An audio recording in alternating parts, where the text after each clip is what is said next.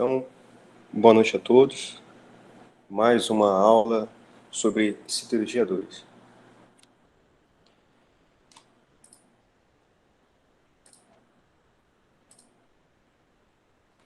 Bom, nós vamos dar continuidade ao que foi falado ontem, né? Nós falamos sobre o ensino primário, iniciamos, né? E começamos a entender como se faz o processo de ensino primário utilizando conversores. Vemos os tipos, né?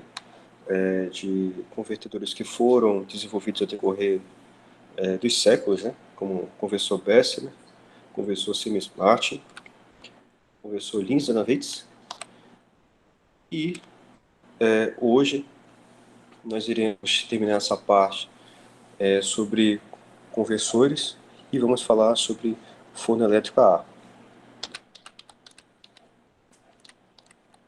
Vimos que hoje em dia o conversor que ainda está em utilização são do tipo conversor LD, né, que foram desenvolvidos lá na Áustria, nas cidades de Linz e Donawitz. E logo já houve uma grande aceitação, né, mundialmente. Em poucos anos, esse tipo de conversor ele já estava sendo empregado nos vários continentes, né? Começou na Europa, depois ele veio para a América e também para a Ásia. E até hoje, esses conversores estão em operação. Só ver aqui quem quer entrar. Vamos lá, voltando aqui. Nós vimos que ele tem um princípio de funcionamento simples, né? Consiste em se ter um forno, né? Em formato de barril, e sobre, né, o qual iria haver uma lança de oxigênio, né, basicamente, no qual penetrará no banho, né, injetando oxigênio puro, né, ou quase puro. E este terá a finalidade de desenvolver reações de oxidação, né, que a intenção é justamente retirar as impurezas que são provenientes do ferro gusa. Tá? E tem uma grande eficiência para a retirada de certos compostos químicos que depois são levados para a escória, né? E daí consegue fazer a separação entre o ácido líquido e a escória. Nós vimos ontem como ele é constituído, né? Uma carcaça metálica, internamente ele tem um conjunto, né, de materiais refratários, né? Existe externamente um mecanismo, né, que é responsável por fazer o chamado basculamento, né, que será tão útil para as várias etapas, né, que ontem nós iniciamos a falar. Então, falando justamente dessas etapas,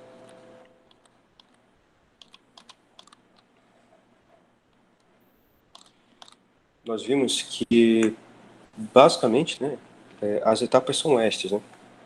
Então, começa-se, né, pela forragem do conversor, depois se faz o carregamento da carga metálica, né, sólida, 3 minutos, o carregamento do ferro gusa líquido em 2 minutos, o sopro de oxigênio, 14 minutos, a introdução de uma sublança para medição de temperatura, composição química do aço, um tempo de espera e ressopro, mais 7 minutos, o vazamento de ácido líquido, adição de ferro-ligas, desoxidantes e recarburantes, 6 minutos, e a realização do slag coating, né, ou slag splashing, 3 minutos, e vazamento da escória remanescente em 3 minutos.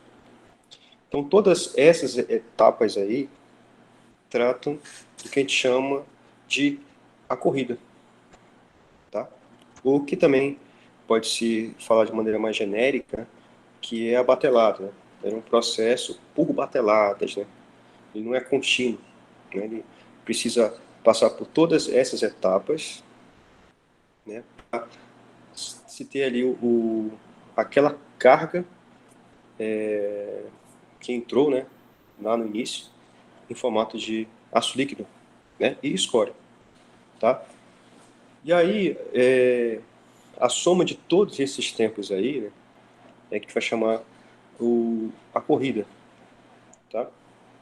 E o tempo de corrida é uma coisa muito importante dentro de uma aciaria, porque é a partir dela que os outros processos irão depender também, tá? É preciso ter uma sincronia, né, entre o momento onde se tem um vazamento do ácido líquido, né, que vai acontecer na panela de aciaria, né, e essa panela agora cheia vai agora passar para outras etapas, né, que são posteriores, que também deverão ter um tempo de processamento que consiga se ter essa sincronia, né, essa sincronização, né, de maneira que na próxima corrida, quando a próxima corrida estiver finalizada, eu já tenha ali debaixo do conversor já uma panela já seria pronta para receber o ácido líquido. Então, realmente um processo que precisa desse controle. Tá, vamos ver quem está falando no chat aí. Vamos ver.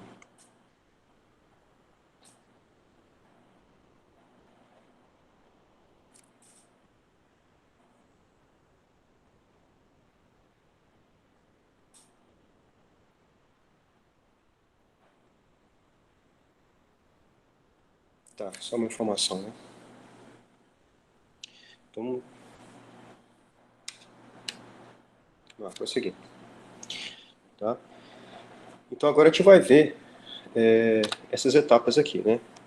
Através de desenhos esquemáticos. Tá? Então, a primeira etapa, que ela é opcional, né? Como eu falei para vocês ontem, você tem um material refratário ali, né, internamente, né, ao forno. Essa parte interna aqui é feita de tijolos, né, refratários. Aí, só lembrando, né, uma coisa que foi falada ontem, existem tipos de refratários, né? Então, primeiro se tem o chamado tijolo permanente, tá? Aquele que vai em contato com a carcaça metálica. E o segundo, que é o tijolo de trabalho, que ele vai estar em contato com o aço líquido e a escória. Tá? E ainda tem a massa refratária e a argamassa refratária. Então, se, imagina, um forno desses, né, o conversor, ele tem grandes dimensões. Tem conversores de 80 toneladas, 100 toneladas, 150 toneladas, 200 toneladas. Então, ele tem um grande volume. Quando eu faço o carregamento desse conversor, você imagina aí que vai ter um impacto, né, dessa carga com o fundo, né, com o fundo do forno. E se eu jogar, por exemplo, diretamente ferro-gusa, né, o ferro-gusa, ele é um material bastante duro, né, tem uma porcentagem muito alta de carbono, né, enxofre. Então é bem provável que eu vou estar gerando ali uma erosão, né, nas paredes do refratário, né, na verdade no fundo, né. Isso vai ocasionar um desgaste prematuro do refratário, que ninguém deseja isso. Então, pode fazer a forragem do conversor. Essa forragem ela é feita com um material fundente. Né? Por quê? O material fundente é o material necessário, né, para o processo.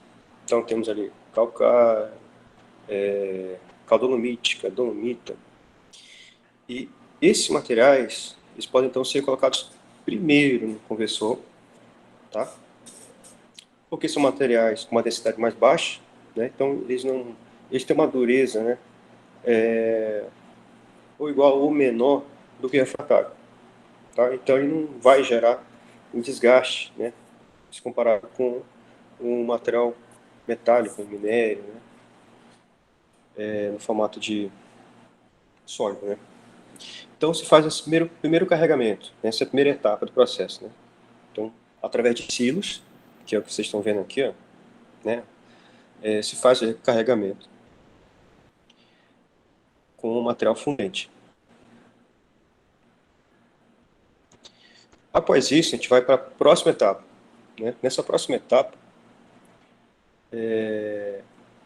o forno é basculado, tá vendo aí, para essa direção, né? E carrega-se com sucata. Deixa eu só parar um pouco aqui. Tem alguém querendo entrar. Vamos lá novamente. Bom, e aí então o passo, né? O carregamento de carga metálica sólida, tá? Que aqui no caso pode ser sucata de aço, né? Lembra que o conversor ele pode trabalhar com sucata. E aí a sucata ela vai ser preparada, né? Existe todo um setor sucata, né? Onde vai separar os tipos de sucata, sucata de obsolescência, o sucata de, por exemplo, linha branca, né? São chapas mais finas, você não vai, normalmente é compactada, outra parte é cortada, né? Chamada tesourada, outra parte é cortada com maçarico e etc. Né? Então faço esse carregamento através ou da canaleta, que é isso que vocês estão vendo aqui, né? E que vocês viram ontem, né?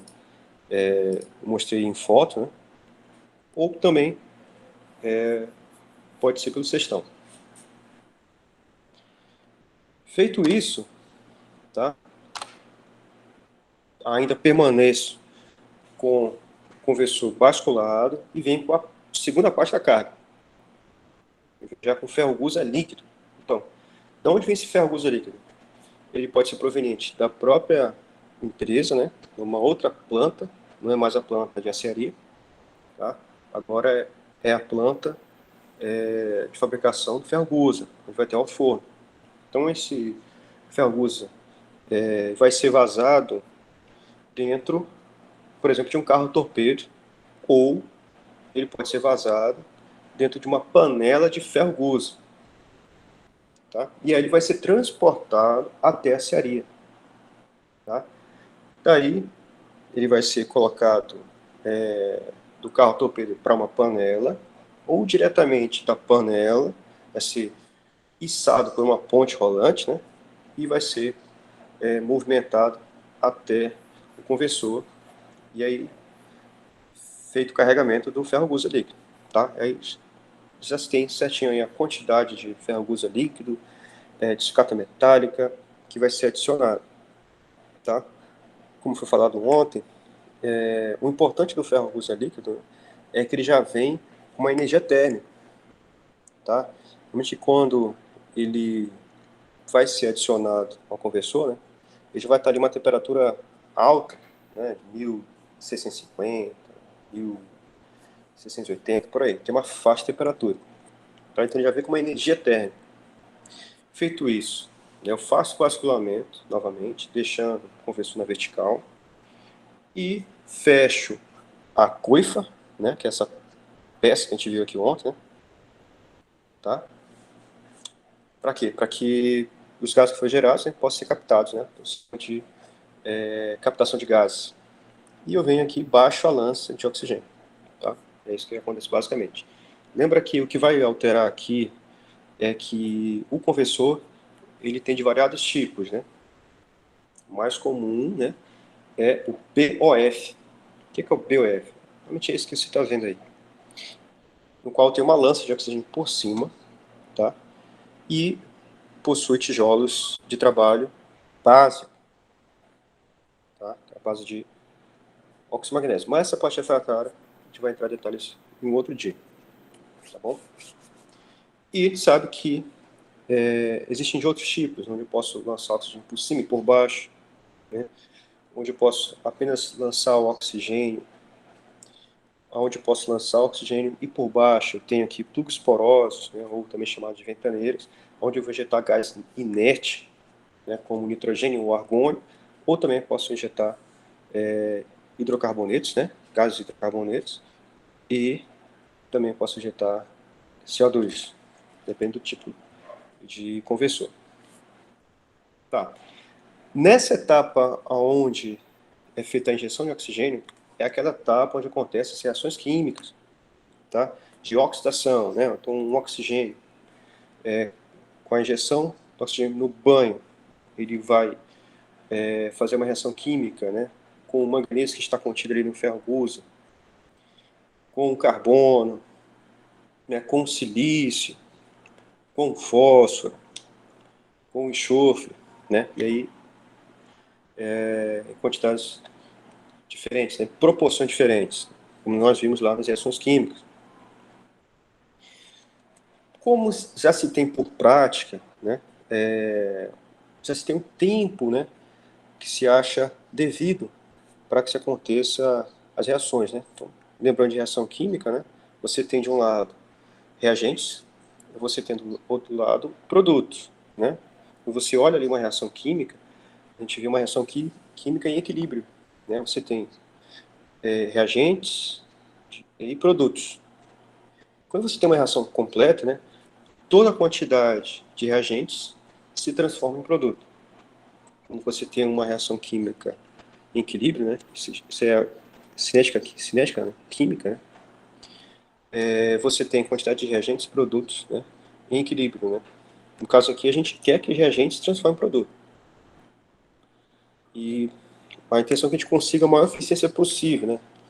Que a quantidade de reagentes fique o mínimo possível, né? No final do processo. Tá? Então, como nós vimos lá, se tem um tempo aí, né? Por exemplo, de 14 minutos. Tá? Isso aqui é com uma panela, se não me engano, perdão, né? Conversor de 300 toneladas. Tá? Então, eu faço essa injeção de oxigênio, né?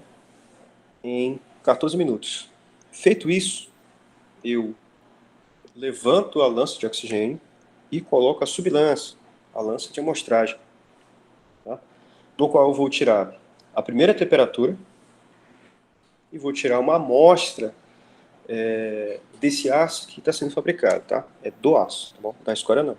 Da escória você pode tirar também, mas a título de estudo da escória, né? Mas durante as corridas, o que eu quero me preocupar mesmo é de fabricar o aço e liberar a corrida, tá? Não vou perder tempo ali tirando escória, tá? Isso aí eu posso também, depois que a escória solidificar, ir lá no pote de escória e tirar uma amostra, né? E fazer uma análise de composição química.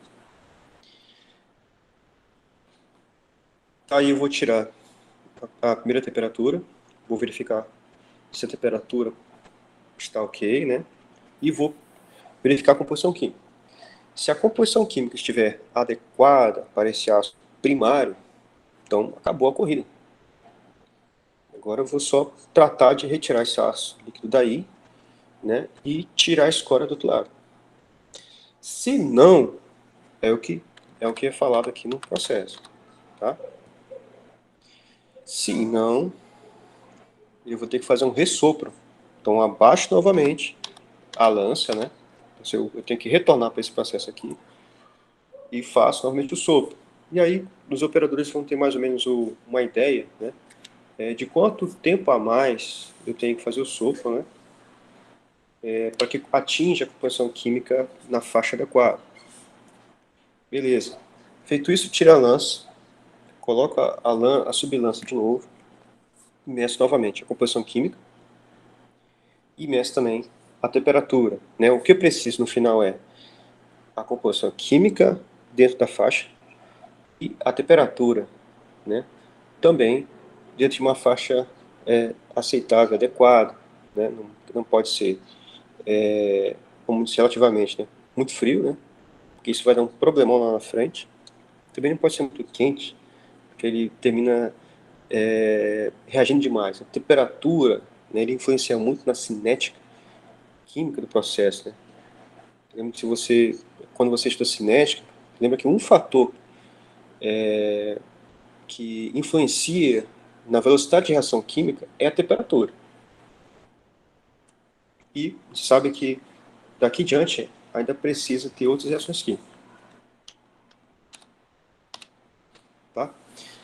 Bom, tendo acertado a composição química e a temperatura, tá? E no caso aqui, como é um processo químico, né, no caso dos conversores, aqui lembre, eu só aqueço o banho quando eu injeto oxigênio. Eu não tenho outra alternativa.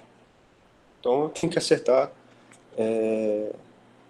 no ressopro, né? Acertei, beleza. Eu vou anotar, claro, a temperatura de saída do ácido líquido já para o outro processo que está ali, né, posteriormente, né, na sincronização. Precisa disso.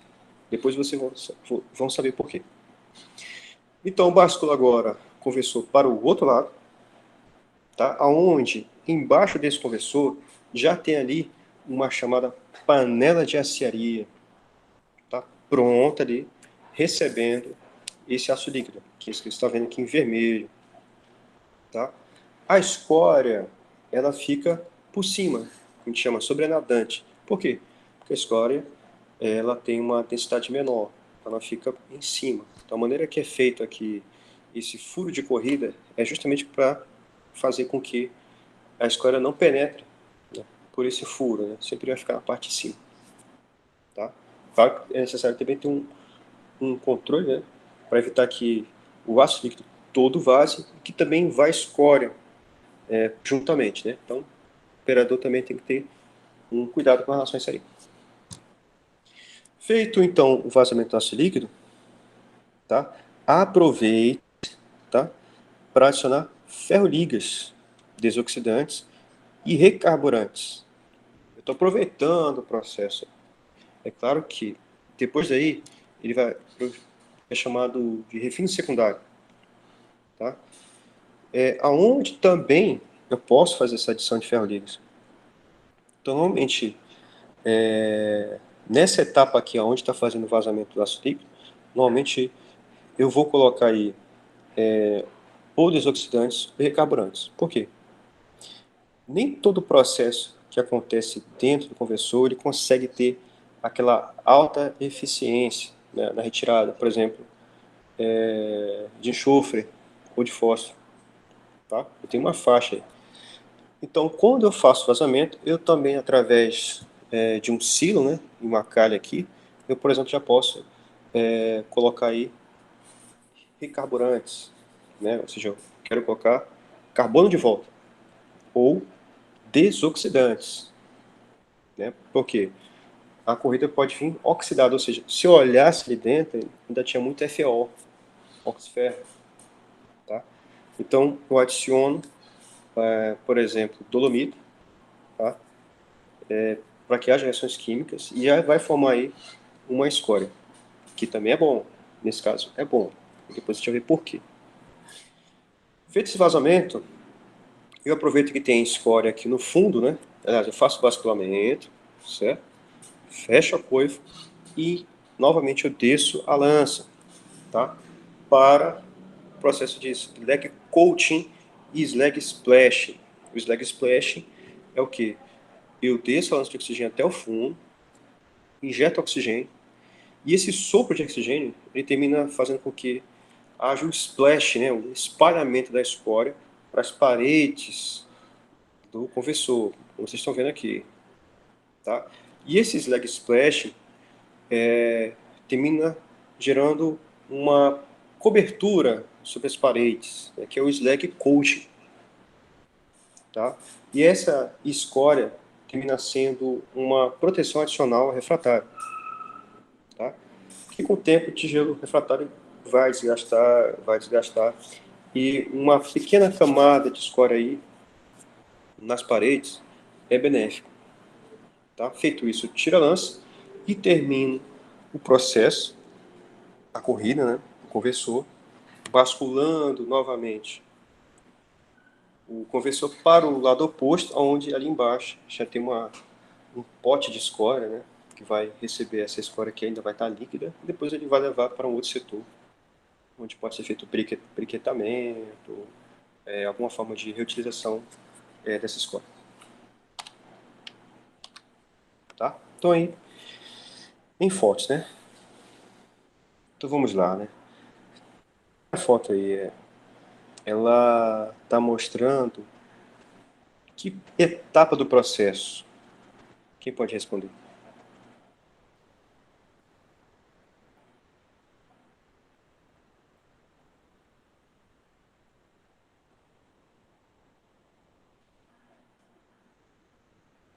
Pode escrever no chat, pessoal. Professor, boa noite. Boa noite. Professor, eu tenho uma dúvida. Estou tentando entender antes de não perguntar, mas eu acho que é melhor perguntar. Como é que eu vou saber se lá dentro está quimicamente, está perfeito quimicamente para mim dar continuidade a essa corrida? Eu Tá, vi a entrada, né? Eu queria entender, certo. por favor. Durante o processo ali, depois que ele faz o sopro de oxigênio, ele tem uma outra lança, tá? Um ou duas lanças. E uma lança, ela vem, é como se fosse uma vareta, um tubo, né? E ele penetra esse tubo dentro do aço líquido que está ali, né? Aqui dentro do conversor. E ele termina, vamos dizer assim, chupando um pouco desse aço líquido, né? Ele puxa para fora, né? E rapidamente essa amostra líquida se solidifica, né? Vira um disco. Tá? Aí ele pega esse disco, essa bolacha, né? Essa amostra, leva para um aparelho, né? Que é um espectrômetro de fluorescência. E quando ele coloca dentro desse espectrômetro, ele, ele injeta ali uma, um gás juntamente com uma radiação e ele consegue absorver ali uma certa quantidade de ondas, né? E isso é interpretado, né, em um gráfico, né, como sendo a composição química daquela amostra. Ou seja, se for olhar aqui, a gente vai ver numa escala a quantidade de porcentagem, né, daquela amostra de vários elementos químicos. Então vai estar lá carbono, ferro, né, silício, manganês, enxofre, fósforo, níquel, titânio, etc. Então vai ter a porcentagem ali. E para ficar mais fácil ainda para o operador, ele vai ter lá na cabine de operação dele um computador, ou uma tabela, também pode ser, né? Onde vai estar dizendo assim, a faixa. Tá? O próprio computador vai estar dizendo para ele, olha, nessa amostragem, você tirou 0,008% de enxofre, mas a faixa adequada, desejada, é de 0,002 a 0,005. Então ele vai saber que é preciso fazer o ressopro. Vou ter que baixar a lança de oxigênio novamente, soprar, porque ainda tem enxofre, uma composição que está fora da faixa. Ou, por exemplo, carbono. Foi lá, digamos, você tem que sair com 0,03% de carbono, é um gasto primário. Mas ele tirou essa amostra líquida, levou para o espectrômetro, fluorescência, né? E ele verificou que ainda está com 0,1, aliás, 0,8, ainda está alta a quantidade de carbono. Então ele sabe que ele precisa repetir o processo. Tá? Então vai ter ali um aparelho, né, que vai fazer essa análise, né, e já vai dar ali, em tempo muito curto, já a composição química daquela amostra. Está dentro da faixa cada elemento químico, então a corrida está pronta. Pode vazar o líquido e passar para frente. Ok? Ok, professor, eu compreendi. Obrigada. Eu Certo. não sabia que quer dizer, que esse sopro, como é que ele dá correção tanto no enxofre, no carbono e em outros minerais também? Sim, porque ele vai fazer a oxidação, né? Tá? Ele vai tirar o que chama de impureza para a escória. Tá? Mas para isso que existe um tempo, né? E aí por isso também que existe as chamadas ventaneiras, né? Porque não adianta só injetar oxigênio, né? E não tiver aqui uma agitação do banho, né? Porque imagina que você tem 100 toneladas de aço líquido sendo produzido, né? Então você precisa ter as reações químicas, né? Mas um banho que seja homogeneizado, esteja em agitação, né? Senão eu não vou conseguir, tá? Dentro do processo do LD, Ah, entendi. Então, quer dizer, esse sopro é para homogeneizar lá dentro do meu. não, o Não é? sopro de oxigênio é para realizar a oxidação do banho. A agitação do banho é feita pelas ventaneiras, né, que são, Ah, são os tubos compreendi. porosos que são colocados na parte inferior, né, que Ah, injetam gás entendi. inerte, normalmente Como nitrogênio e Montesquieu argônio. falou que ele não entra, né, devido ao sopro que tem constante, né? Isso, então ele serve para... Ah, entendi. Primeiro você pega ali um canudinho, né, e sopra ali no refrigerante, começa a borbulhar, né? Você está agitando, né? Por causa da agitação do banho aqui para Entendi. promover a homogeneização. Porque se não tivesse isso, talvez ele só conseguisse fazer reações químicas ao derredor da lança, mas nas partes mais inferiores e mais próximas às paredes, quando eu fosse retirar esse ácido líquido, eu teria um lote, né, uma corrida muito heterogênea, Ah, entendeu? compreendi, professor. Obrigada. Nada. Existe a possibilidade de fazer mais de 2 vezes isso? Sim, quando dá problema, né? Pode acontecer de dar problema, sim. Alguém cometer um vacilo de botar uma carga, quantidade errada, né? Acontecer algum problema, um imprevisto, alguma coisa, uma falta de pressão, de oxigênio, problemas, né, que acontecem, né? E pode acontecer sim. Não é o que se deseja, porque é um processo químico, né? Também você termina, pode terminar exagerando, né?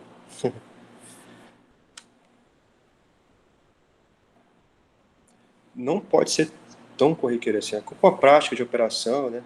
Esses erros terminam não sendo muito corriqueiros. Mas aqui e lá pode acontecer um desvio, né? Um desvio de padrão e pode terminar acontecendo algum problema como esse. Tá. Novamente, não esqueci, né? Eu fiz a pergunta. Hein? Que etapa do processo que a gente está vendo na foto aí?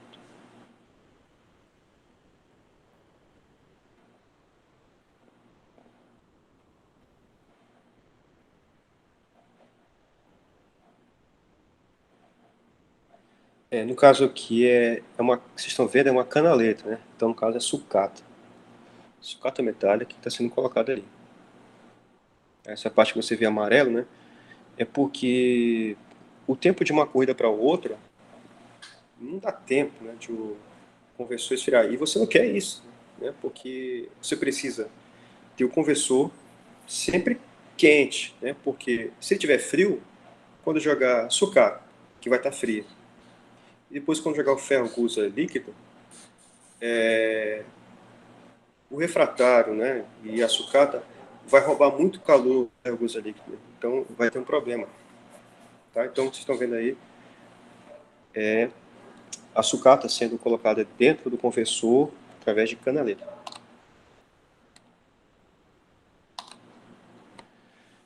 Tá. E aqui, nessa foto aqui em D?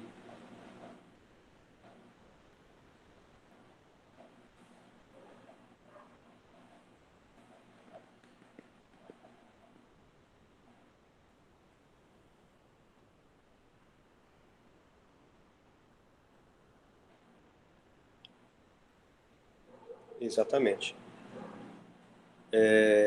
Aqui em D é o carregamento do gusa líquido. Tá? Então aqui é uma panela, né? Panela de gusa. Né? Vocês estão vendo aqui essa parte, esse equipamento amarelo aqui é a ponte rolante, né? Onde tem 2 moitões, né? Um para o içamento e outro para o basculamento aqui, né? O moitão menor. E o conversor ele está basculado, né? Vocês estão vendo aqui e está derramando aqui o gusa líquido dentro.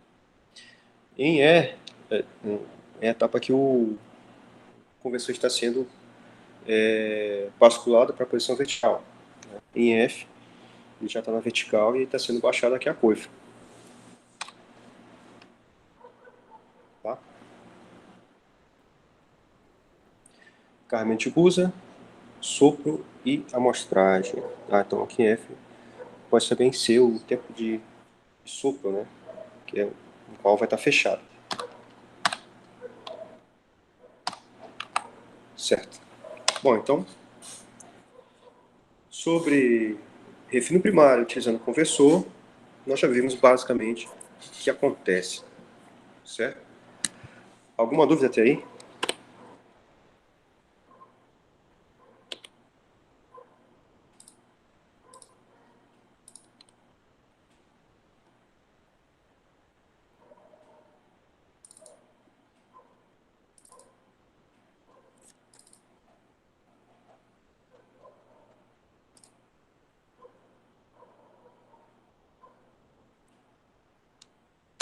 Não, né? Então, vamos passar adiante. Agora vamos tratar do refino primário que utiliza o forno elétrico a ar. Tá? Bom, então vamos ver aqui uma introdução, né? Do que é uma série elétrica. Vamos ver as características básicas, né, desse tipo de processo, as características do equipamento, né, do forno elétrico, e a elaboração do aço no forno elétrico a ar. Muito bem. Quais são os objetivos do forno elétrico a ar? Chama de FEA, né? A gente é chamado só de FEA. Transformar a carga sólida, sucata e gusa, em aço líquido. Tá? Então, primeira coisa a se falar. Quando você estuda sobre forno elétrico a ar, se diz que o forno elétrico a ar ele trabalha 100% com sucata. Na prática, isso não acontece. Por quê? Porque precisa, assim, para que ele tenha uma maior eficiência, que ele utilize, além da sucata, que ele também utilize o gusa. Tá bom? E olha só. Então ele precisa transformar a carga sólida, sucata e gusa, em aço líquido. E aí alguém pode ter a dúvida, mas gusa? Como assim gusa, carga sólida? Nós vimos no conversor que o gusa, ele sai do alto forno, ele é carregado em uma panela de ferro gusa, ou no carro torpedo, que eu não mostrei ainda, mas depois eu vou mostrar para vocês. E ele é levado até a cearia, e lá ele é transportado, uma ponte rolante, e é adicionado ao conversor. E aqui fala em carga sólida. Pois bem, o forno elétrico ele vai utilizar o gusa no formato sólido. Né? Quando ele sai do outro forno, né? Vamos lembrar de siderurgia 1, né? Ele é vazado, né? Ele pode ir em canais para moldes, né? Para fabricar o que a gente chama de pães de ferro gusa, né? Aqueles gomos, né? Que é utilizado, por exemplo, no forno elétrico a ar.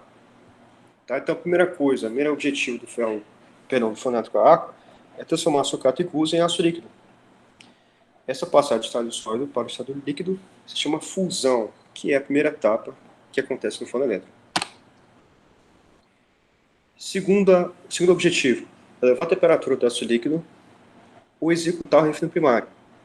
Nessas duas operações existe um ponto em comum, que é a necessidade de fornecer calor. Tá? Em relação aqui, esse segundo parágrafo aqui, mais um detalhe. No forno elétrico a ar, você vai carregar com sucata, gusa sólido e gusa líquido. Nesse mesmo, pessoal. Você vai usar das três maneiras, três tipos, né, de carga.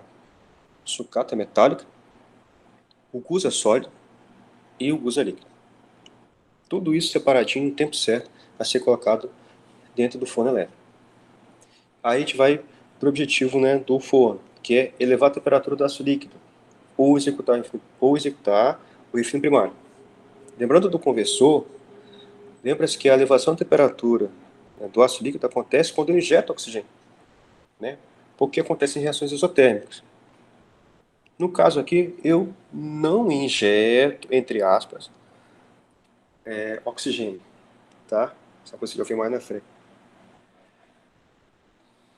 Eu vou elevar a temperatura através de energia elétrica e também vou fazer o refino primário, tá?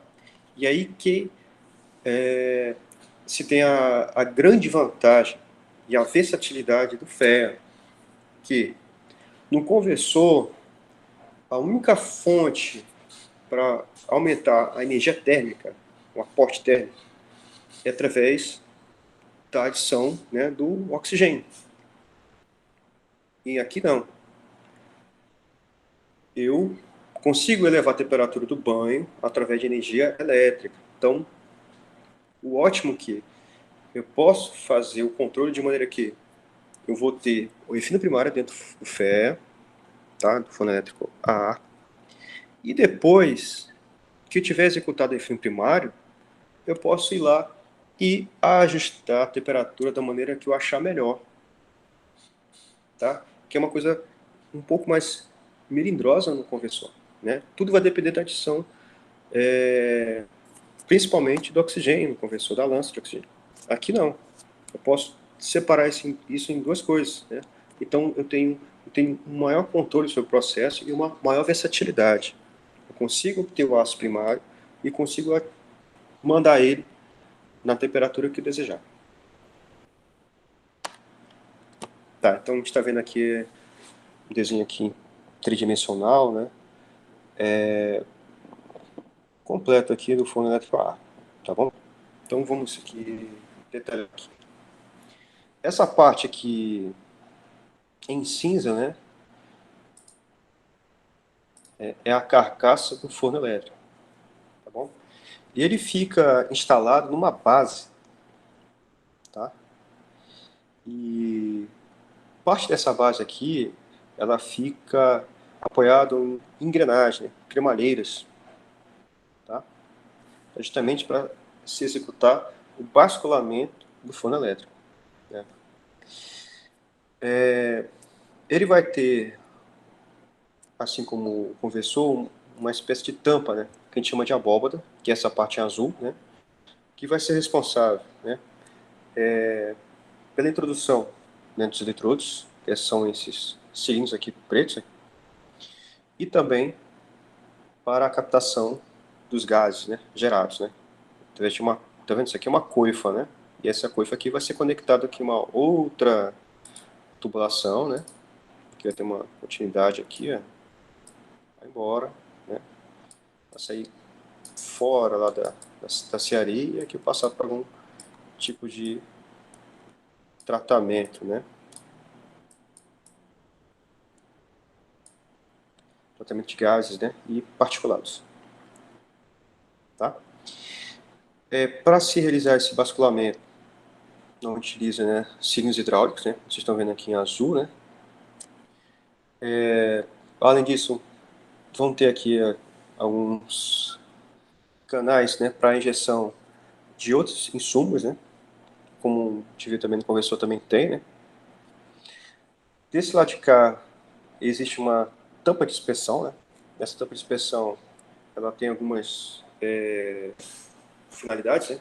Uma, como tampa de inspeção mesmo, né? O operador ir lá e verificar como está o banho. Segunda, para ser feito a coleta de amostra, né? Pela lança de amostragem, temperatura e composição química. E também para injeção de gases, tá? Depois a gente vai ver isso aí. Vai ter o conjunto aqui, né, dos eletrodos, que essas peças que vocês estão vendo aqui, né, em laranja, assim. Só aumenta aqui.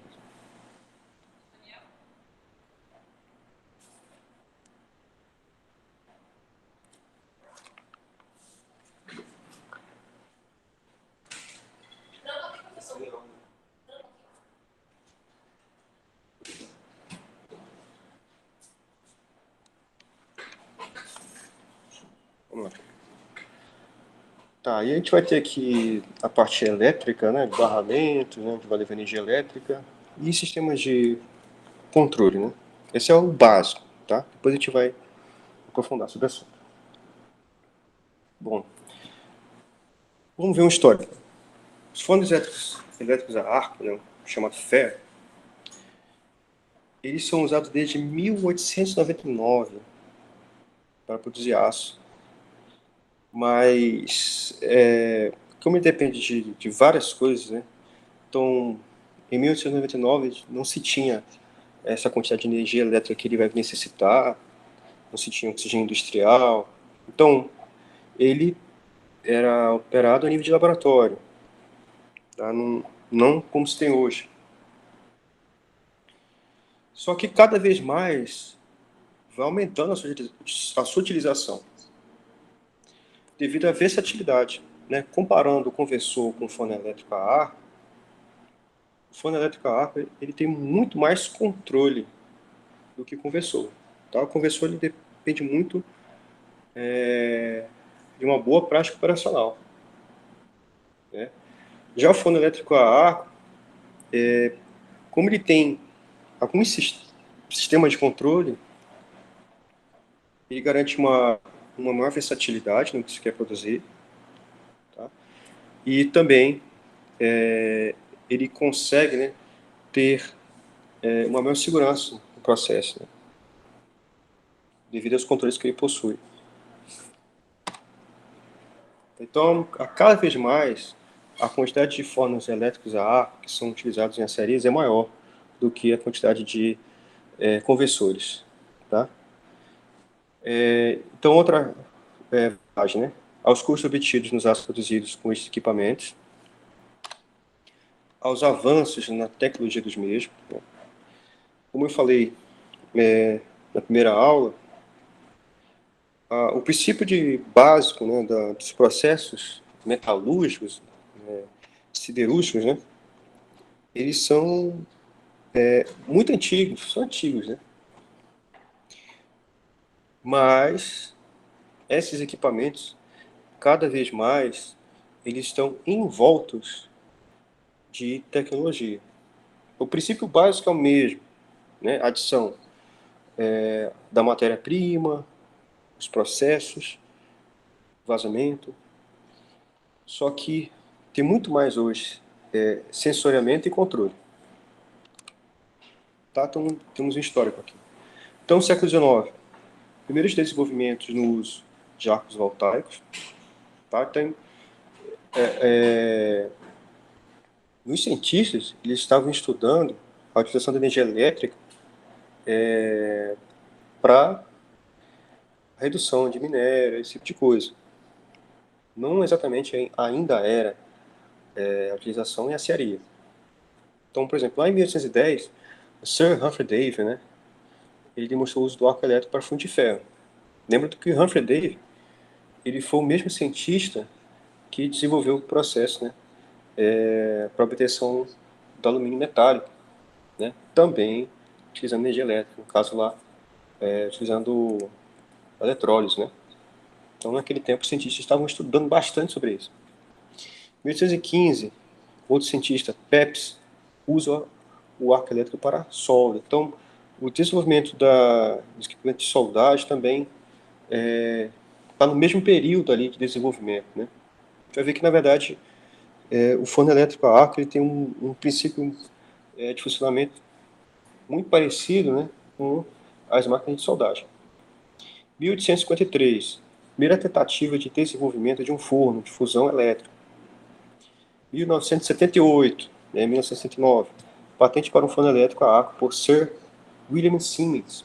Foi falado que o forno conversor, né, Siemens Martin, né, foi desenvolvido por esse engenheiro, cientista, né, que é o mesmo, né, das empresas Siemens de hoje. Então, as empresas Siemens começaram como uma empresa de fabricação de equipamentos metalúrgicos, depois passou para o desenvolvimento de equipamentos elétricos, depois para equipamentos de automação, né, robótica, etc., eletrônicos. Né. Em 1907, é instalado nos Estados Unidos o primeiro forno elétrico a ar comercial, o Poirot, que também foi outro cientista, que você sabe também, contribuiu lá para os estudos, né, para se atingir, né, o alumínio metálico. Né. Bom, aí, depois da Segunda Guerra, houve bastante investimento, né, nesse tipo de usina. Então, houve um investimento em uma usina integrada, né, de $1.000, né, por tonelada de capacidade. A gente sabe que a usina integrada vai ter todos os processos. Então, se tinha um processo de fabricação de ferro-gusa e, conjuntamente, a fabricação do aço. Investimento em uma mini steel, né, uma mini fábrica, né, de fabricação de aço, então, a sigla EAF, né, mas é a mesma coisa que ferro, né, só está em inglês, né, Electric Arc Furnace, né, de 140 a $200, né, por tonelada de capacidade. Houve uma alta demanda de aço e grande disponibilidade de sucata no pós-guerra, né, desenvolvimento industrial, né, automobilístico, né, construções, grandes prédios, pontes, e tudo isso precisava de uma produção enorme de aço. Surgem empresas siderúrgicas na Europa à base de EAF, né, FE, para concorrer com as grandes usinas integradas americanas, como a Bethlehem Steel e US Steel, para a produção de produtos longos a menor custo. Tá? Começava a se introduzir a utilização do FE, o forno elétrico a ar. Tá. Vantagens. Então, o forno elétrico a ar tem alta eficiência energética. Isso quer dizer o seguinte, que a matéria-prima que é colocada, né, a quantidade de energia que eu coloco, eu consigo produzir com uma quantidade, né, que eu não tenho muitas perdas, né, seja perda térmica, seja a perda de não conseguir ter uma, uma alta qualidade no produto, etc. Permite produzir praticamente qualquer tipo de aço. Tá? Na verdade, a gente vai ver que o ferro, assim como o conversor, ele produz aço primário. Mas eu tenho ali como variar a composição química desse aço que vai sair do forno elétrico. É um aparelho extremamente versátil, como eu falei, né? Que tange a carga, podendo ser operado com 100% de carga sólida. Então, eu posso colocar sucata, ferro-gusa, que ele opera bem. Permite operação intermitente e mudanças rápidas na produção. Tá? Bom, se você comparar com o conversor, como eu falei para vocês, ele precisa permanecer com uma energia térmica. Essa energia térmica ela é fornecida para o conversor apenas de duas formas: pelo gusa, né, líquido que é colocado dentro dele, e pela injeção do oxigênio. Aqui, como no caso do forno elétrico, eu tenho fornecimento de energia elétrica, então eu não preciso depender desses dois fatores.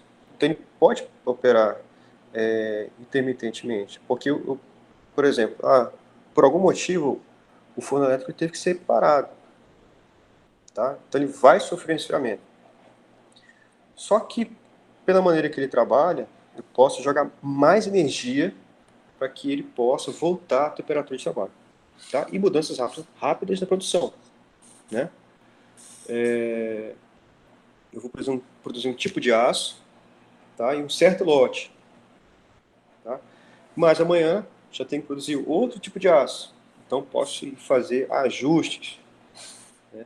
De maneira a conseguir ter essa versatilidade. Quais são as desvantagens? Necessidade de eletrodo no fundo do forno, tá? Depois a gente vai ver como é o eletrodo, né? Então precisa ter uma quantidade ali de eletrodo que eu não vou usar, né?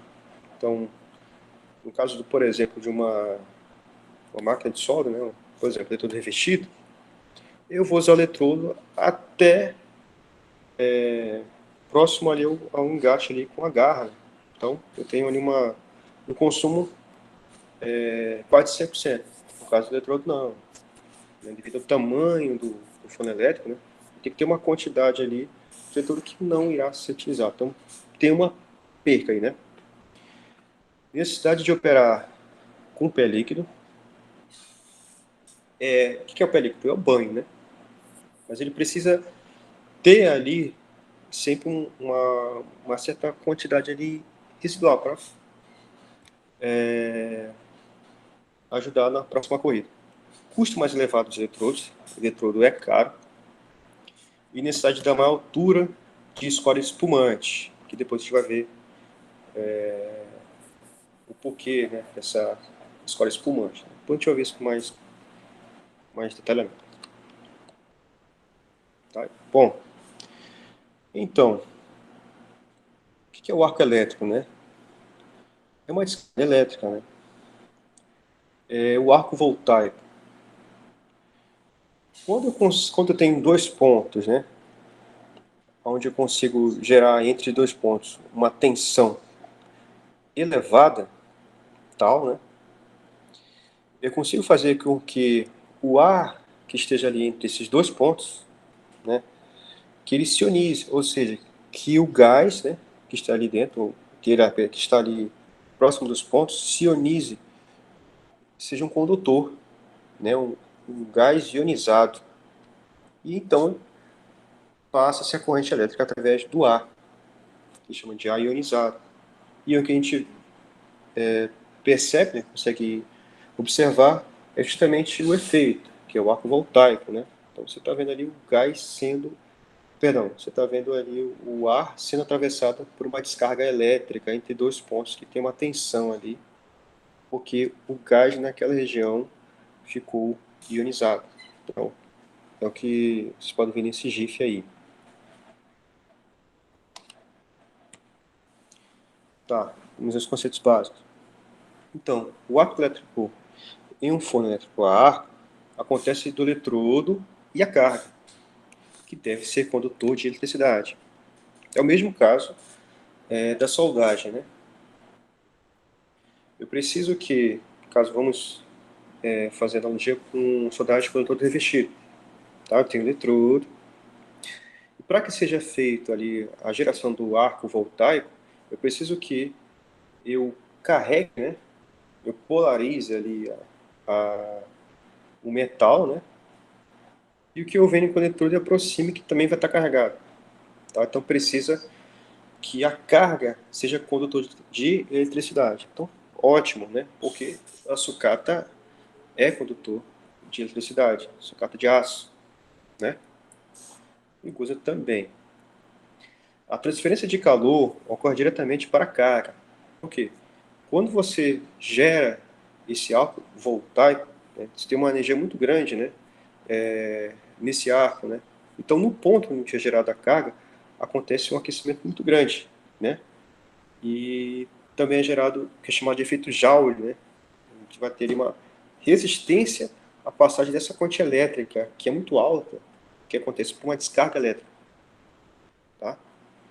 Que gera esse aquecimento adicional, que é grande o suficiente para fundir o material. Tá bom? E aí, lembrando um pouquinho de física, lá de termologia, né? Nós aprendemos, né, que você tem duas barras, né? Tá aqui, tem uma barra A, tem uma barra B. A barra A, ele tem uma energia interna, tá? Uma energia calorífica, a gente pode medir em joules, ou calorias. E a barra B tem uma energia interna B, né? Se a energia interna de A for maior que a energia interna de B, então pode haver uma transferência de calor, né? De A para B, de maneira que as duas fiquem em equilíbrio. Isso acontece quando eu aproximo as duas barras, tá? Esse tipo de transferência de calor chama-se transferência de calor por condução. né? Quando dois objetos sólidos entram em contato, tá? E aí acontece a transferência de calor, né, de energia, do objeto que está mais quente, né, para o objeto que está mais frio, de maneira que as duas fiquem, após o equilíbrio, a uma mesma temperatura.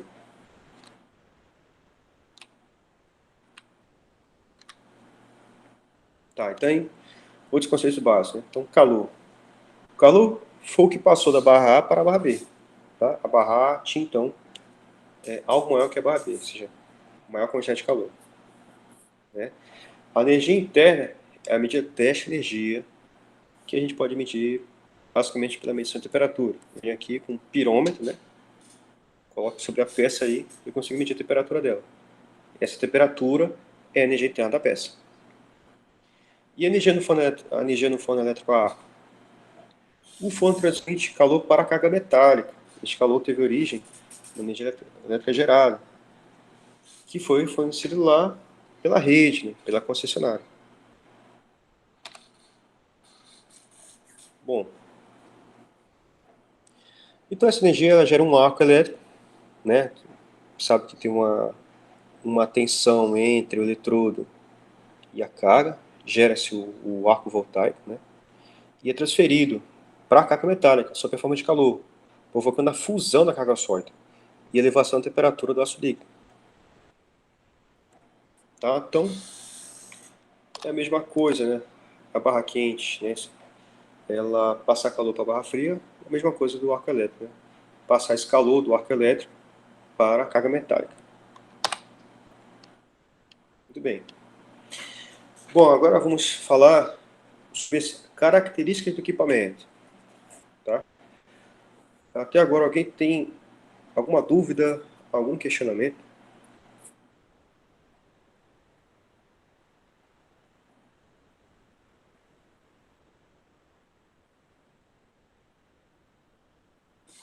Não, professor.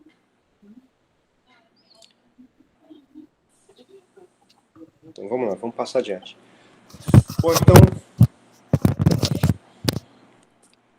tem dois tipos de fornos, né? Tem um tipo corrente alternada, né? A corrente elétrica passa do arco para a carga e da carga sobe através do arco para o outro eletrodo. Como é carga corrente, perdão, é corrente alternada, né? Então sempre fica havendo uma variação de polaridade, né? Então uma hora a corrente passa do eletrodo para a carga e outra hora passa da carga para o eletrodo. Tá? E aqui tem um desenho esquemático do forno elétrico, né? Como ele é. Então você tem a carcaça metálica, né? Feita de aço estrutural, aço 56, entre outros, né? Reforçado. Tá? E internamente, assim como no caso do conversor, é necessário ter tijolos refratários. E lá no centro interior são colocados aqui os eletrodos, né? Que eles não entram em contato físico, né? Então não devem entrar com açúcar. Tá? Ele deve manter uma certa distanciamento, né? Para gerar o ar. Tá? Bom, o que a gente pode também ver através dessa figura aqui é quais são as outras partes constituintes, né, do forno elétrico a ar. Então temos a carcaça, os eletrodos, né, o número de 3 aqui. A parte de baixo do forno, né, ele tem um formato de lâmpada de Aladim, tá? Também constituída de material refratário. Tem uma base metálica aqui, né, estrutural, né, onde em sua base, né, tem uma engrenagem, né, que é apoiada em uma cremalheira e no qual ele pode ser basculado através de sinos hidráulicos.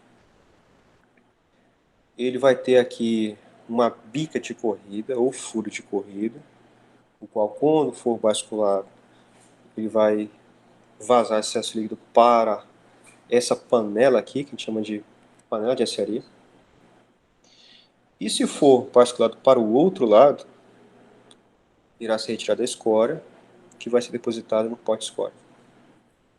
Veja também que ele possui uma lança para injeção de oxigênio, assim como no caso do conversor. Então, basicamente é isso. Então, a figura que nós vimos lá no começo é um exemplo de um forno elétrico que trabalha com corrente alternada. Tá? Agora vamos ver aqui suas partes. Bom, temos o pórtico. Tá? Para que serve só o pórtico, né?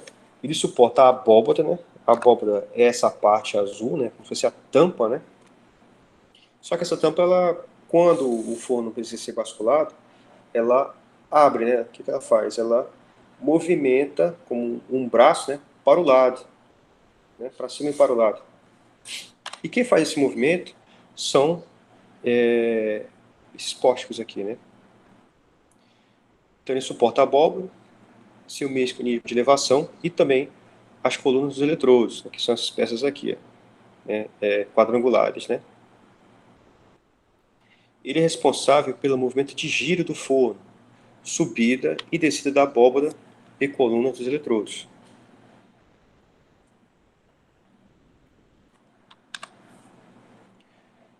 O ferro, a gente pode dizer que ele é separado em três partes, né? Tem a parte inferior, tem a parte mediana e tem a parte superior.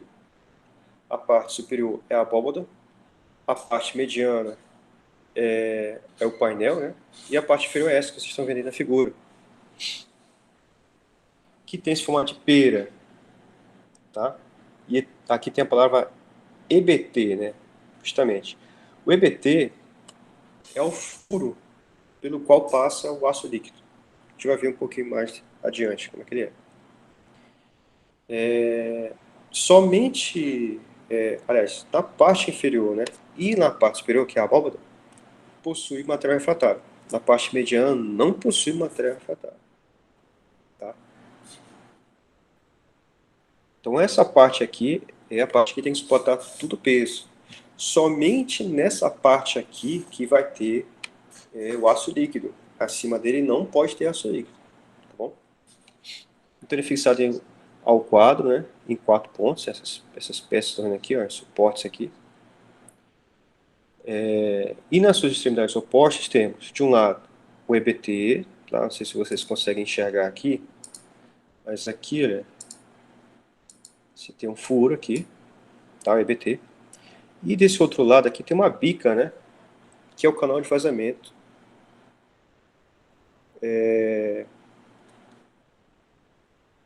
Onde vai ser a escória, né?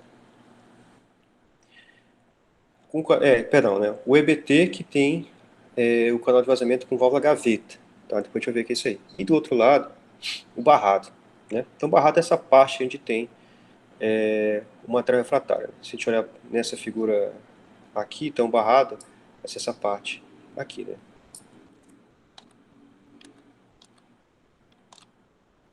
Tá.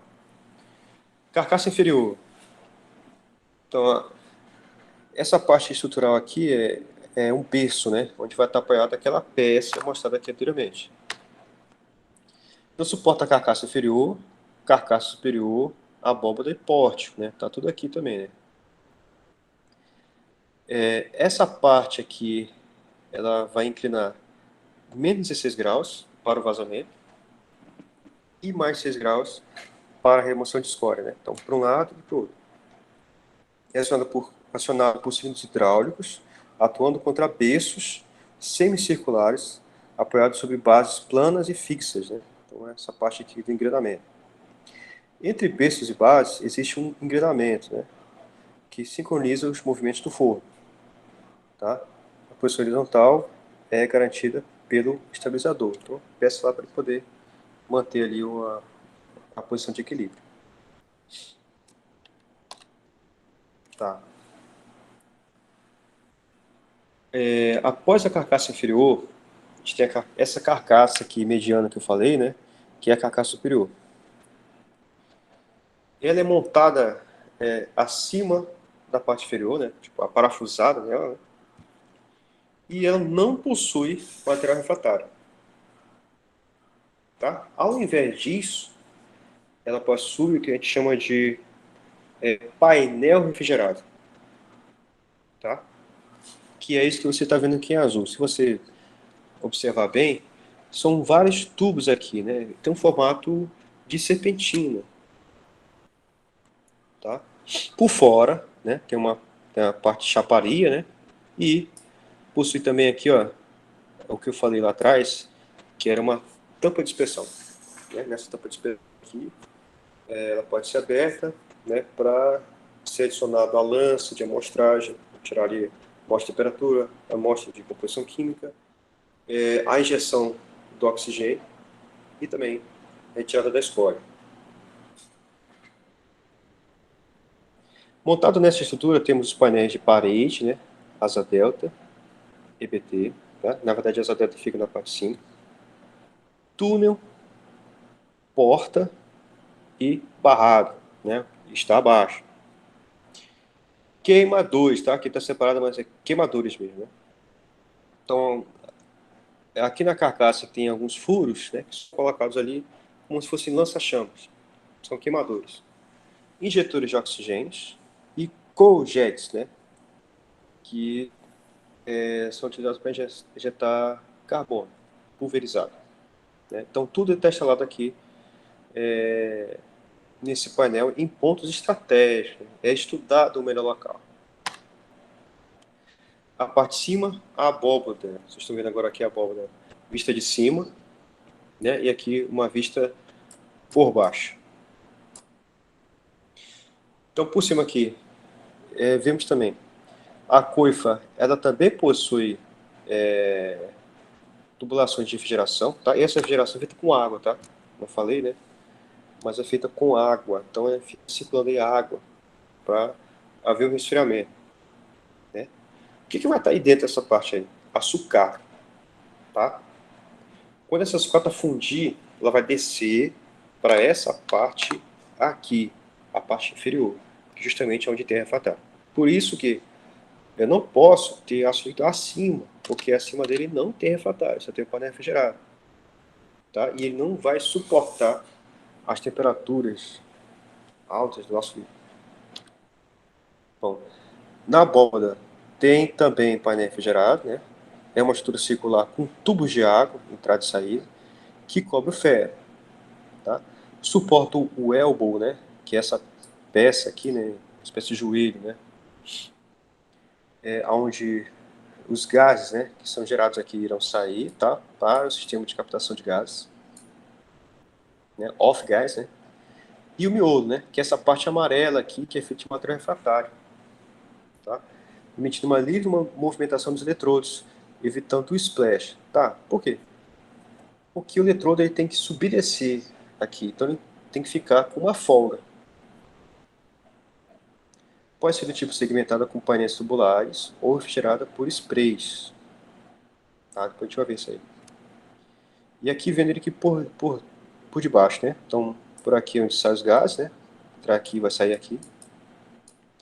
Essa parte do miolo, que também é feita de material refratário, massa refratária. Nesse caso não é tijolo. Tá? De tempos em tempos é necessário fazer a manutenção dessa abóbora. Tem que ser removida para retirar. Ah, e ele é fixado ao pórtico, né? Nesse ponto aqui, para quê? Porque ele precisa fazer esse movimento aqui, ó. Ele precisa girar, né? Girar para o lado, se movimentar para o lado aqui, tá? Para quê? Justamente poder bascular o forno ou para poder carregar o forno. E ele é feito de maneira tal que a montagem e desmontagem seja feita de maneira rápida, né?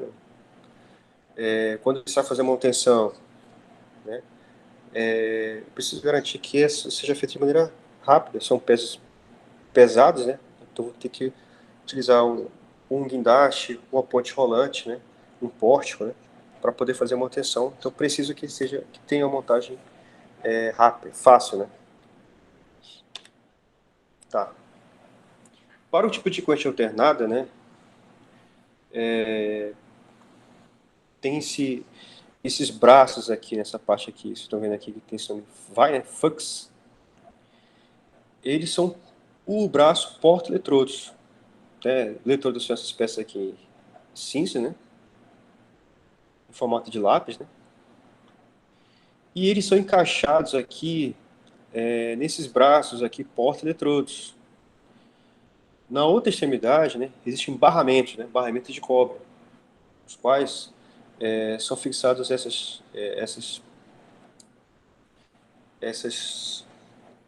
fios, né, de condutores de eletricidade para os eletrodos. Além disso, ele tem um sistema de controle, por quê? Porque o eletrodo ele precisa subir e precisa descer dentro do forno, tá? E também precisa, assim como a abóbora, né, ser movida para o lado, né, quando for necessário abrir o forno. Tá? Então, o braço de eletrodos, né? É uma estrutura refrigerada fixada, isolada da coluna vertical, né? Porque passa a corrente elétrica por ele, né? Suporta o eletrodo, tem um mecanismo de trava do eletrodo ali para encaixar ele, tubo chapa condutor, cabos refrigerados, para-chamas e anel para refrigeração dos eletrodos. Né? Os eletrodos também vão trabalhar com temperaturas altíssimas, eles precisam também ser refrigerados. Os braços são ajustáveis de forma que os pontos centrais dos eletrodos formam um triângulo equilátero inscrito no ciclo primitivo. Né? Eles precisam encaixar aqui. Tá? Então, eles têm aqui os três braços, né, tem uma disposição tal que ele possa garantir esse posicionamento aqui. O tubo condutor é isolado do braço e conduz a corrente até os eletrodos fixados contra a placa de contato, através de uma cinta acionada por molas prata. Um cilindro hidráulico alivia as molas para o desbloqueio. Tá? E está falando a parte aqui em cinza, que na verdade é feita de cobre, né? Uma liga de cobre, né? Condutor de eletricidade, claro, né?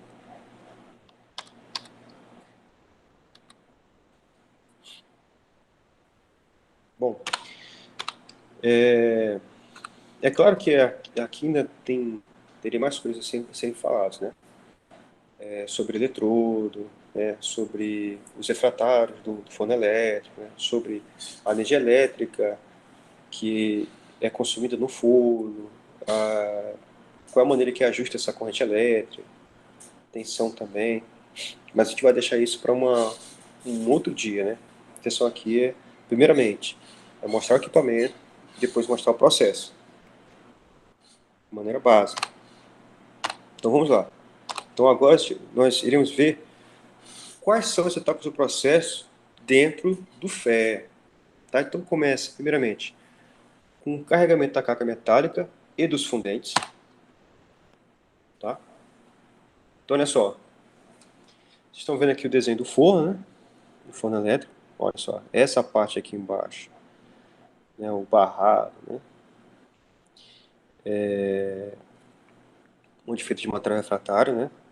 Essa parte aqui é aquela carcaça superior, né? Feita de painel refrigerado. Tá? Temos aqui a parte inferior, né? Onde está suportando todo o peso, né?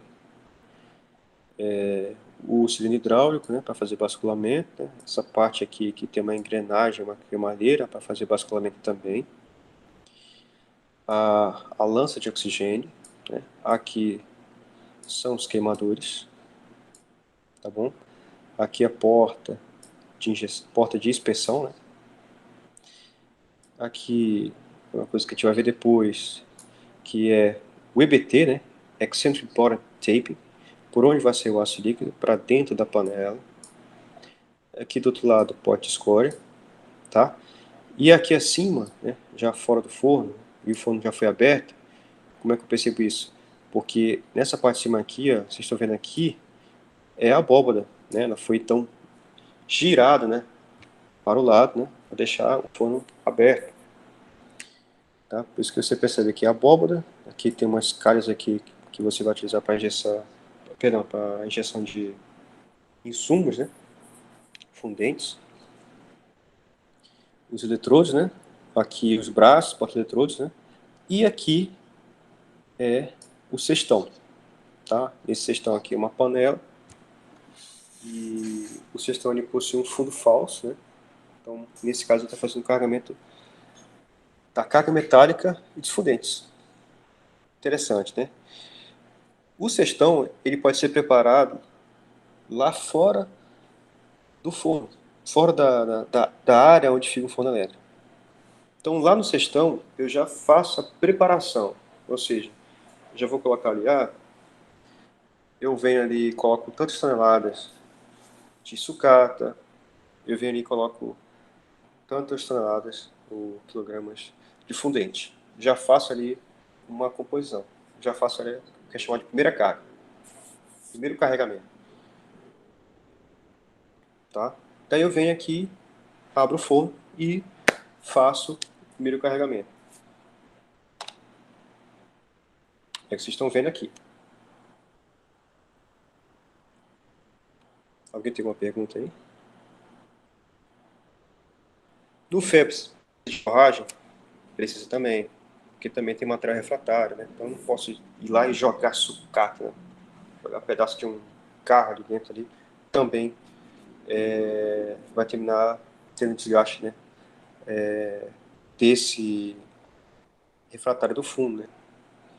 Então também tem essa forragem nesse primeiro carregamento. Só que não é separado, né? Eu já coloco essa sucata de maneira que eu sei que essa sucata ela não vai ter o peso suficiente, uma densidade, né, para via desgastar o refratário, entendeu? Então, tipo assim, ao invés de pegar ali uma sucata tesourada, normalmente são sucatas de estruturas metálicas, né? Lá tem um galpão, o galpão virou sucata. Então, eu já foi lá e cortou as peças do galpão, né? Os treliços e tudo mais. E lá na planta, né? Foi feito tesouramento, né? Corte ou com maçarico e tal. Então, peças grandes e pesadas, né? Então, eu não vou utilizar isso. Eu posso utilizar, por exemplo, os packs, né? Que já é uma sucata mais leve, né? Quando eu pego ali uma sucata de um fogão, né? Uma sucata de uma funda-lataria, né? A sucata de uma geladeira, né? De uma lata de aço, né? Uma latinha de aço. Faço um pack, né? Faço um cubo ali de 1 metro, né? E aí eu jogo no cestão. E ele é uma sucata mais leve, né? E não é capaz de via desgastar o refratário. Que seria, por exemplo, se eu jogasse essa sucata mais pesada ou ferro gusa sólido.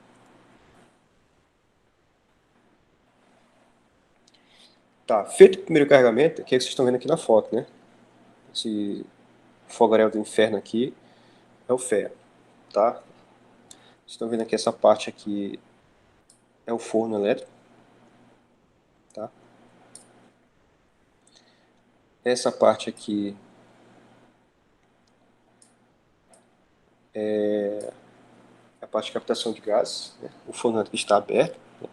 Vocês estão vendo aqui é o cestão, tá? Ele está jogando aqui a sucata, tá bom? Aqui já tem alguma carga dentro, né? Então por isso que teve essa fumaça toda aqui, né? Mas fumaça e poeira, né? Tá. E aí dá pra ver uma foto melhor, né? Do cestão, né? Tá vendo aqui? Esse aqui é o cestão, né?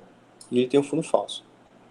Tá? Então você vem com a ponte rolante, também com 2 munhões, né? Então um que você issa, né? E outro que é utilizado para você abrir esse fundo falso, né? Então, você puxa, ele abre. Tá? É o que mostrado aqui em detalhe, né? Então veja que tem uma corrente aqui, né? Então se eu desenhasse aqui o resto, né? Vem aqui, né? Vem uma peça parecendo um gancho gigante, né? Tá parado no munhão. E aqui vem um outro munhão, né? Para quando ele puxar, né? Fazer a abertura do fundo falso e cair a sucata, né? Aqui apenas material metálico fundente, né? Sucata metálica, fundentes e gusa sólida, que também é utilizado. Ok? Tá. Mesma coisa aqui, né? Vocês estão vendo. Aqui o cestão, né? Fazendo o carregamento. Aliás, ele vai fazer o carregamento agora, tá? Aqui no A. No B ele já carregou, tá cheio de sucata aqui. Aqui também em C, também o mesmo processo. E aí, já posso dizer logo que tem um outro procedimento que é realizado, né? Que é a compactação. Não é que quando você joga sucata, por mais que essa sucata seja preparada, você pode ver lá, ver um pedaço de uma chapa, uma tira, né? E ele não vai cair bem homogêneo, né, dentro do forno, né? Isso aqui vai ficar depositado, né? Principalmente naquela parte onde tem o painel refrigerado que nós vimos, né? Então é necessário fazer uma compactação, né? Então o que normalmente é feito? Você joga sucata, né? Para ficar bagunçada dentro do forno elétrico, né? Eu venho, levanto aqui o cestão, né? Fecho, né, o cestão e abaixo ele em cima da sucata, dentro do forno. E aí eu faço então ali a compactação da carga, tá? Feito isso, agora eu vou colocar outro ingrediente, que é aqui que a gente vê aqui em D. Ainda com o forno aberto, tiro o cestão, trago agora uma panela de gusa, tá? E faço o segundo carregamento, que é com gusa líquido, tá? Vai ter uma quantidade X aí a ser colocada. Feito isso, o que eu posso fazer? Eu venho aqui, fecho o forno e começo o processo de fusão, tá? Depois que fundir, aí eu posso fazer um novo carregamento, tá? Então pode ter uma faixa de 2 a 3 carregamentos por correio. Então falando de fusão, né? Essa fusão quem faz é os eletrodos, tá bom? Então os eletrodos são baixados nesse momento, tá? E acontece aqui a geração do arco voltaico, né? Os eletrodos são baixados aqui, então é gerada uma energia térmica tal que esse material se funde, né? E ele vai para baixo, tá vendo aqui, ó? Sempre ficando aqui abaixo da parte do painel refrigerado. Vocês estão vendo aqui outras componentes em funcionamento, como os queimadores aqui, que depois a gente vai ver com a serventia deles, né? Você tem uma calha aqui, né? Que eu estou injetando, por exemplo, um fundente, ou posso estar injetando aqui uma, uma liga, né? Aqui, a gente está vendo aqui um operador que ele colocou uma lança aqui, ó. Para quê? Para tirar uma amostra, pode ser temperatura, pode ser de composição química. Essa peça azul aqui está representando a lança de oxigênio, tá? A figura aqui ao lado, a gente está vendo o forno, tá? E essa parte aqui é um robô que tem as lanças de oxigênio. Então, sim, pessoal, fé também usa lança de oxigênio com a mesma finalidade do que no conversor, ou seja, para o processo de oxidação. Então, no FEA, a primeira etapa é o carregamento. A segunda etapa é a fusão da carga. A terceira etapa é a oxidação. No conversor, não. Carregamento e já passa para oxidação. Se estiver ali sucata, também já está acontecendo a fusão. Aqui não. Aqui eu não posso fazer os dois ao mesmo tempo. Tá.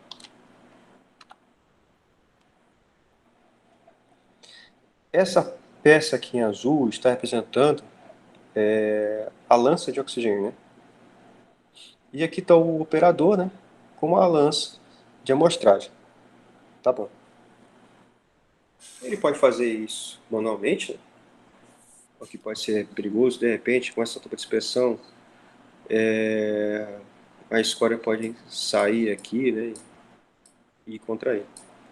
Então pode se fazer também um sistema automático, né? Então, vocês estão vendo aqui do lado, é um robô da fabricante PSE, né, fabricante de equipamentos de automatização, né, de automação. É um robô que ele tem 3 lanças, né? Pode ser lança de oxigênio e lança de amostragem. Tá? E o operador lá na cabine, longe do fone elétrico, arco, ele vai operar esse robô. Então, a tampa será aberta e ele vai operar esse robô injetando oxigênio, né? Substituindo a operação perigosa aqui do operador. Mas o operador não vai ser descartado. Né? Ele precisa de um operador aí para poder estar observando o processo, vendo se tem alguma coisa errada, podem também usar a lança de amostragem, assim por diante. Tá.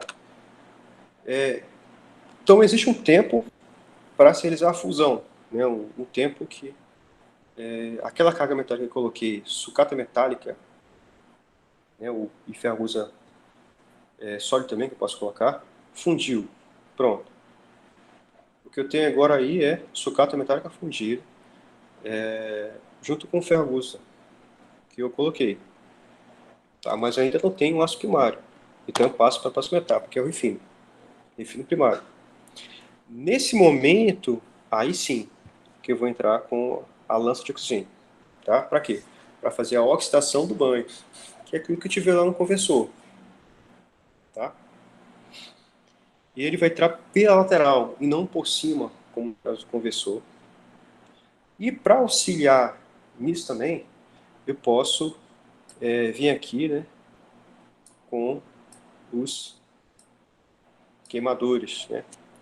Tanto nesse processo aqui da fusão, né, como se fosse um lança-chamas. Então ele ajuda também a fundir, né, os materiais nos chamados pontos frios do forno elétrico. Então, no processo de refino, é que vai gerar aquelas reações químicas, né, de oxidação do banho. Quando eu pretendo tirar o oxiferro, para ficar o ferro puro, né, o ferro metálico, aliás, e também tirar as impurezas que estarão ali no ferro gusa líquido, ou pode também estar na própria sucata, que também vai estar oxidado.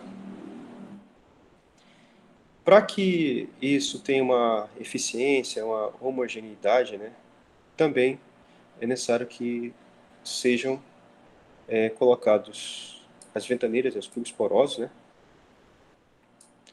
com a injeção de gás inerte, né, ônio ou nitrogênio, tá, para fazer a agitação do banho. Então, o que vocês estão vendo aqui em amarelo já é o ácido líquido que está sendo produzido, né, e essa parte amarela, perdão, alaranjada aqui, é a escória, tá, que está sendo gerada durante esse processo de refino. No processo de fusão não se gera escória, é no processo de refino. Tá. E aí, para que haja eficiência do processo e até mesmo para auxiliar, né, uma, uma, uma escória que protege o arco, né, porque aqui nessa etapa ainda posso utilizar os eletrodos, ou posso retirar os eletrodos dessa parte do processo. Né? Eu levanto o eletrodo e só injeto oxigênio. Então, para a formação dessa escória, eu injeto oxigênio no banho para que ocorra a seguinte reação, né? O ferro reagindo com oxigênio, formando o FO no primeiro momento, tá? Formando que essa escória espumante, né? Fica uma boa camada de escória aí, que entre outras coisas serve também para proteger o arco, tá? Bom, formação de escória espumante. O óxido de ferro formado é incorporado pela escória juntamente com os elementos oxidados, que são eles, né? Sílica, alumínio, né? CR2O3, que é cromita, além de oxicálcio e oximagnésio, né? Cal e a magnésio. Para ocorrer a espumação, são injetados materiais carburantes, com fino de carvão, fazendo a seguinte reação: oxíferro mais carbono, gerando ferro metálico mais CO. Beleza. Que é aí que gera essa espuma, né? São gases, monóxido. Aí você pergunta, mas e esse carbono vem da onde?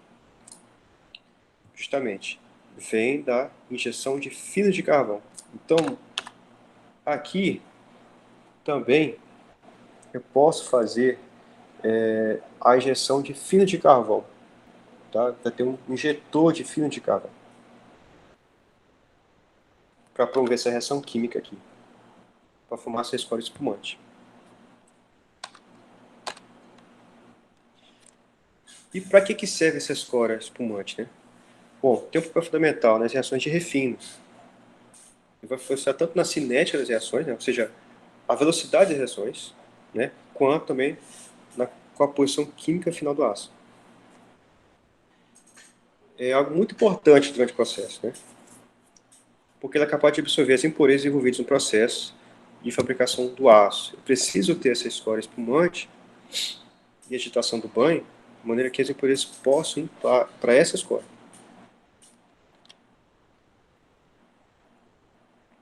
Tá. Acabado o processo de refino, então eu já tenho o aço líquido e já tenho a escória. Tá? E aí então eu faço a retirada da escória e a retirada do aço líquido. Basculando para o lado que tem a porta de dispersão, eu tiro a escória. Essa escória pode ser depositada em um pote escória ou num local, né, num local reservado onde vai cair essa escória. É, vocês estão vendo aqui. Né, vocês estão vendo aqui, aqui é o operador, próximo aqui, né, a porta de dispersão. Tá vendo aqui, ó? O forno foi basculado, né, e está aqui a escória caindo.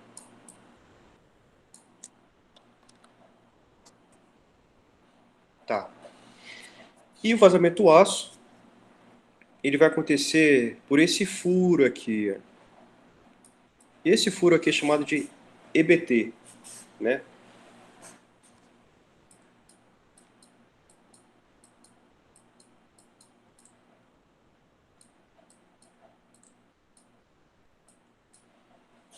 Que é uma sigla em inglês que significa Eccentric Bottom Taping.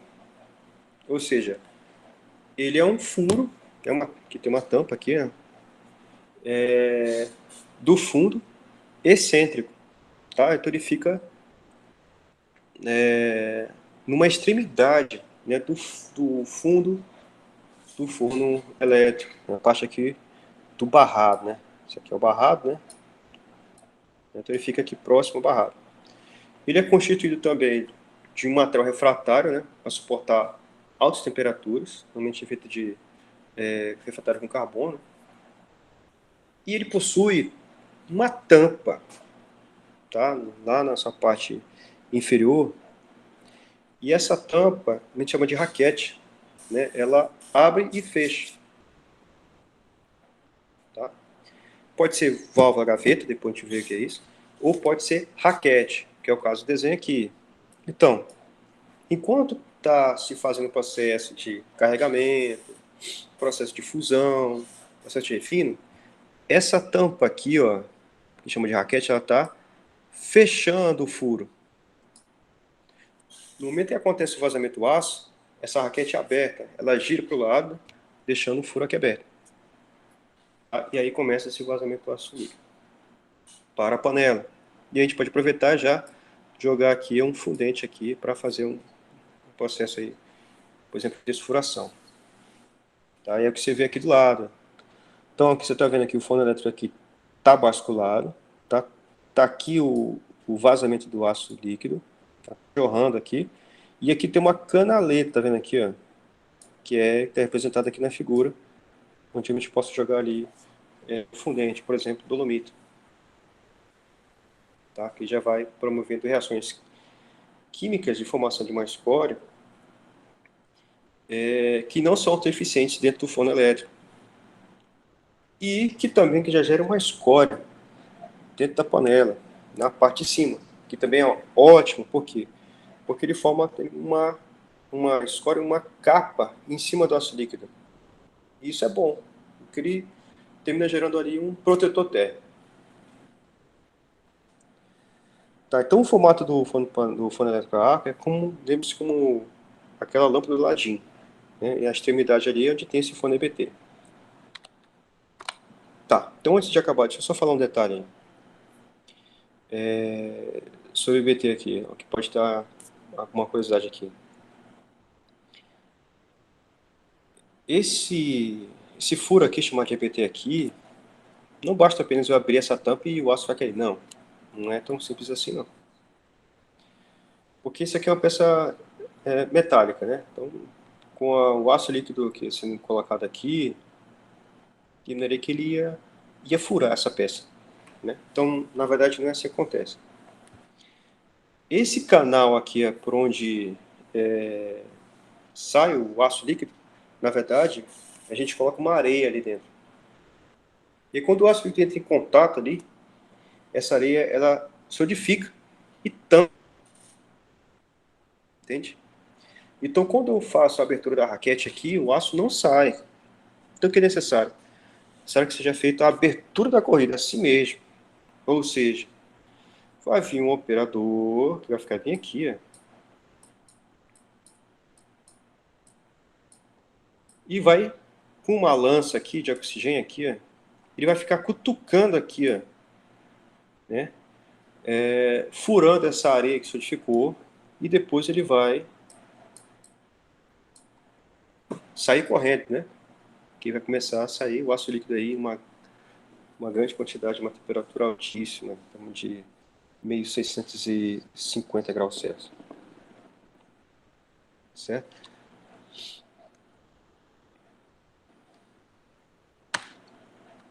Bom, alguém tem... Ah, sim, e aqui, ó, a gente pode perceber aqui, esse detalhezinho aqui, ó, tem uma tampa, tá vendo aqui, ó? Aqui tem uma tampa. É por essa tampa que eu vou colocar a areia, que vai cair aqui, ó. Tá? Tem que ser bom de mira. Certo, pessoal? Alguém tem alguma curiosidade, um questionamento?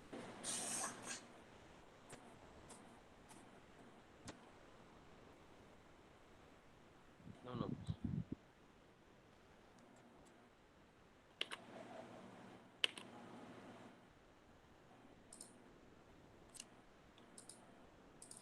Olha, sobre o Fré, ainda teria muita coisa para falar, tá? Mas a intenção aqui não é aprofundar, né? Primeiro a gente vai vendo por cima, né? Vendo como é o equipamento, tá? Depois a gente vai ver o processo. Depois a gente retorna de novo para falar das particularidades. Quais são elas? Que são fatores muito importantes de uma série. É o que o pessoal bate a cabeça todo dia, né? Para não acontecer problemas, para se ter alta eficiência. Que são material refratário, temperatura, tá? E os ajustes de composição química, tá? Que vai acontecer aqui no refino primário, tá bom? Então a gente vai depois retornar para esse mesmo ponto aqui, chamado refino primário, e aí vai estar mais aprofundadamente aí, falando sobre refratário, quais são os tipos de refratário, características desses refratários, né? Questão do fator temperatura no processo, e aí as matérias-primas, né? As adições que são colocadas. Tá bom, pessoal? Então, se não tem mais nenhum questionamento, né, eu vou encerrar por aqui hoje, né?